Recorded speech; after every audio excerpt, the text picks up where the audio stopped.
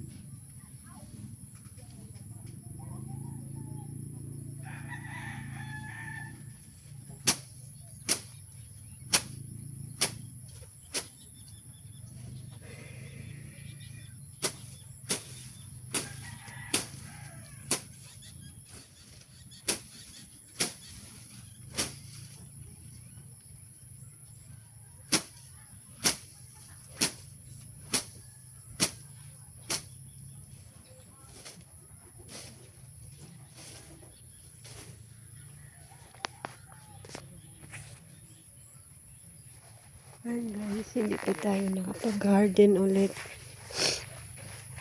Shh, don't play in the sun. Gusto ko sana mag-garden ulit. Pero parang hindi man kakayanin ng aking katawan. Using na excavator. So sana magtanim ba. Pero limited lang kasi yung ating lakas. So paunti-unti. At medyo nabibisi din ako sa aking sideline. Hindi ko talaga Oh, dirty lagi nak. Masimulan yung aking pag-garden. Dirty lagi. Ayan, heto nga. At meron naman akong ginawa.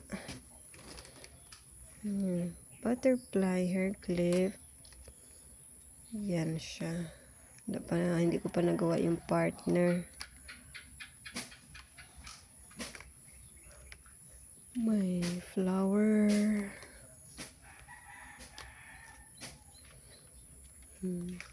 Tsaka other color.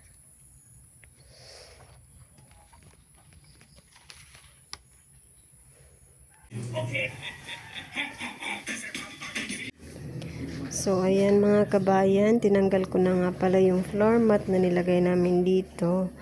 Yan po yung mga karton. Kasi dati nga, dahil hindi maganda yung pagkagawa ng aming flooring, ayan, may mga butas-butas kasi nag-crack dati yan. Yan mga crack yan sa pinagawa namin na flooring, imbis na pinakinisa namin, so hindi maganda, nag-crack siya. parang balat ng lechon.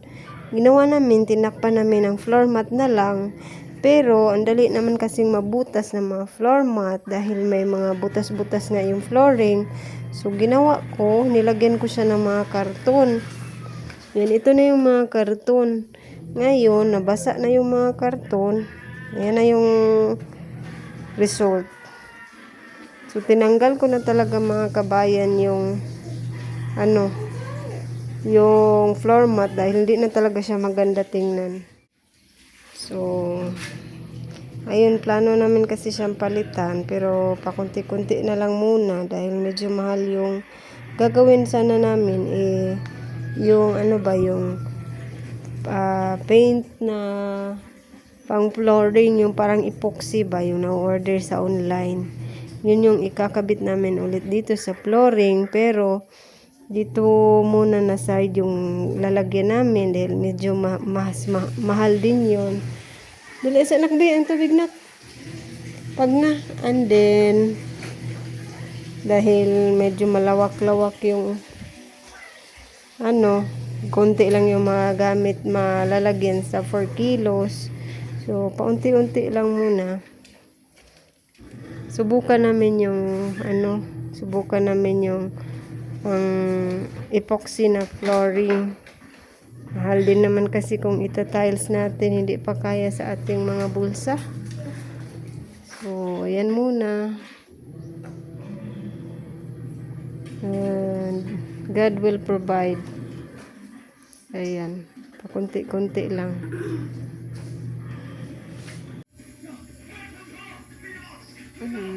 Meron naman tayong another hair clip.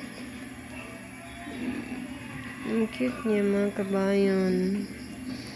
Cute nito sa mga baby girl, toddler. This is ito muna for now at rest na tayo. Anong oras na ba? 8:08 ng gabi. Rest muna tayo ng maaga dahil hindi tayo nakapagpahinga kanina.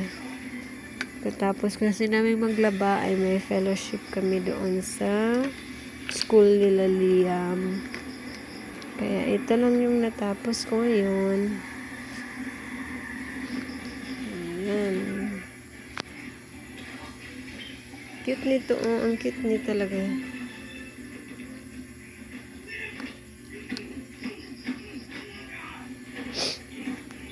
This is 35 pesos. Bibenta ko siya ng 35. Kasi may may parang tail. While the butterfly is 30 pesos by pair. This one is also 30. This one is 30. Ayan.